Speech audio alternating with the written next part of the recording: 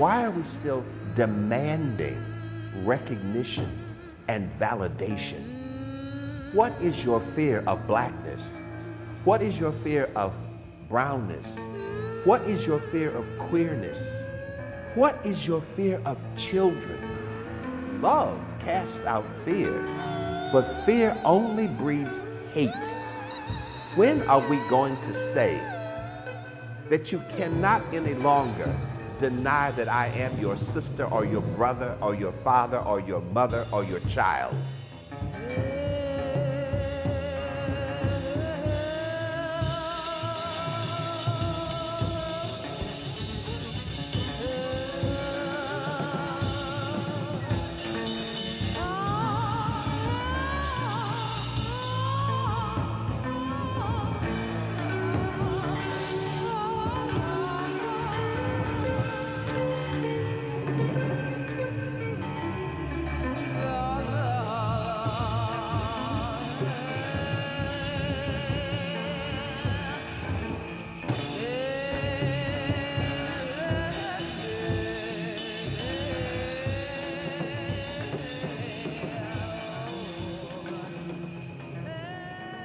I described the program when I arrived here like having bought a house through a real estate agent in Florida without seeing it, and driving up to the house and finding out it was something of a crack house.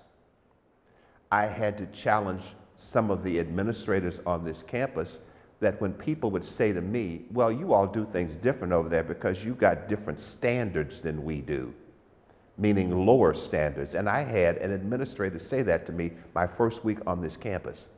I announced to the Daily Egyptian, the student newspaper, my first month here, that I would like to see within 5 years this program become a major. It's time for it. And a major administrator on this campus said in that same article, he's a talented young man with lots of creative ideas, but that will never happen. Every administrator I had to contend with told me it did not need to be a major. So what was one of the first things I did? I persisted. I have the track record and the experience to have been an administrator on any level on a college that you can imagine. But for so many people at this campus, my identity is arranged around the fact, well, he's that nice priest who likes to work with black kids. Yes, he's also a nice priest with 6 college degrees and 5 books. Also that nice priest who has been an administrator at every school he's ever taught at. Well, yeah, but you know, Father Brown, he just likes to work with black kids. That's de-credentialing me. But there's another larger issue of qualified black people not being treated as if they are really that qualified. And that's because they don't control the structure in which they have to work or live. That's the problem with America. That's the problem of equity. We will deny women, we will deny brown and black people, we will deny people who are differently abled, because we're not going to look at their credentials, we're going to look at how comfortable or uncomfortable they make us. These are my 3 themes: resistance, persistence, transcendence. And there has never been a time in America where people of African descent have not been engaged in resistance and persistence. There are some historians who want to talk about the Great Migration, right around the time of the First World War. But I look at the Great Migration as having happened as soon as people jumped ship during the first days of slavery. There have always been people on the move. When you think of the Underground Railroad, how is that any different from people moving from place to place to place, from South Carolina to New York, from Cincinnati to Buffalo, from Cairo to Chicago? There have always been people moving. They've always found their relatives. They've always been out searching for people that they used to know. And they've always been able to show up and help people when they were most in need. That's part of the resilience of the black community that we don't always give enough credit for. But that was really a major movement of the student protests.